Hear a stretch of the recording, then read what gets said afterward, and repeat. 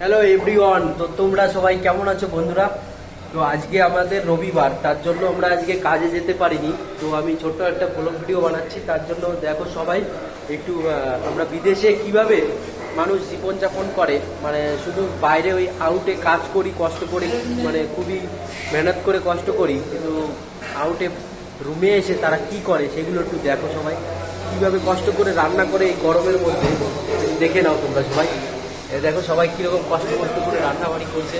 এরকম চুলা মোলা সব কিছু এইখানে আছে, সব কিছুর ব্যবস্থা আছে, কোম্পানি সব কিছুর ব্যবস্থা করেছে। কিন্তু দেখো সবাই, এটা তো কষ্ট, এটা তো কিছুই না। আজকে রবিবার, তার জন্য ভিড় কম আছে।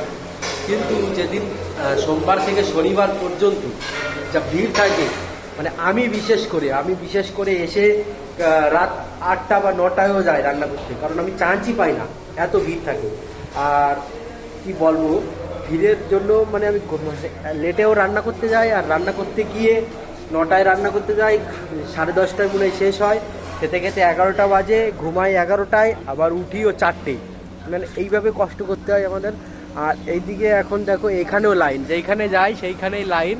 এই ওয়াশিং মেশিনে কাপড় ধোয়ার জন্য এখানে সবাই লাইন দিয়ে থাকে। আমি তো ধুই না, আমি লাইনের জন্য আসি না কখনো, তার কারণ এতটাই ভিড় থাকে। আমি আসি রাত 7টায় এসে ধুই, 1 টাকা দিতে হয় ওর মধ্যে, এইখানের 1 ড্রাম দেওয়ার পরে তারপরে ধুয়ে টুয়ে আবার এইখানে আমি নেড়ে দিই।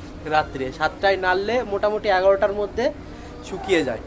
এই উপরে বেশিক্ষণ লাগে না। ওয়াশিং মেশিনের যে কাপড়গুলো ওইগুলো ধুতে মানে নেড়ে দিলে খুব তাড়াতাড়ি শুকিয়ে যায়। তো যাই হোক, কেমন লাগলো ছোট্ট একটা বলোকে বলবা।